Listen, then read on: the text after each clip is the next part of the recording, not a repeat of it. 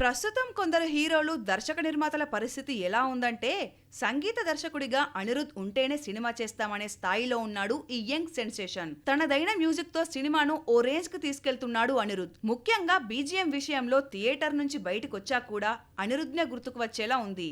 Vikram, Jailer సినిమాలను అనిరుద్ లేకుండా అస్సలు ఊహించుకోలేము. అందుకే ఆయనకు తమిళ్లోనే కాకుండా తెలుగులోనూ ఫుల్ డిమాండ్ ఏర్పడింది. ఒక్కో సినిమాకు కోట్ల రెమ్యునరేషన్ తీసుకుంటున్న అనిరుద్ ఇటీవల తెలుగులో దేవర, కింగ్డమ్ సినిమాలకు పనిచేశాడు. అయితే అనిరుద్ ఏ సినిమా చేసినా సరే ప్రత్యేకంగా ఆయన బీజిఎం గురించి మాట్లాడుకోవాల్సిందే. కానీ లేటెస్ట్ గా వచ్చిన కూలీ విషయంలో మాత్రం సోషల్ మీడియాలో అనిరుద్ గురించి పెద్దగా సౌండ్ వినిపించడం లేదు. లోకేష్ కనకరాజ్, రజనీకాంత్ కాంబినేషన్ లో వచ్చిన ఈ సినిమాకు అనిరుద్ తనదైన స్టైల్లో అదిరిపోయే మ్యూజిక్ ఇచ్చాడు. బ్యాక్గ్రౌండ్ స్కోర్ కూడా బాగుంది. కానీ విక్రమ్, జైలర్ సినిమాలతో పోలిస్తే మాత్రం కూలీపై తన ఇంపాక్ట్ కాస్త తక్కువ ఉందని చెప్పాలి.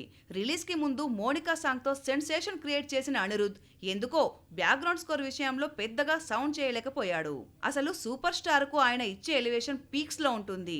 జైలర్ లో హుకుమ్ అంటూ థియేటర్ ను షేక్ చేశాడు. కానీ కూలీకి అలాంటిదేమీ లేదన్నట్టుగానే ఉంది.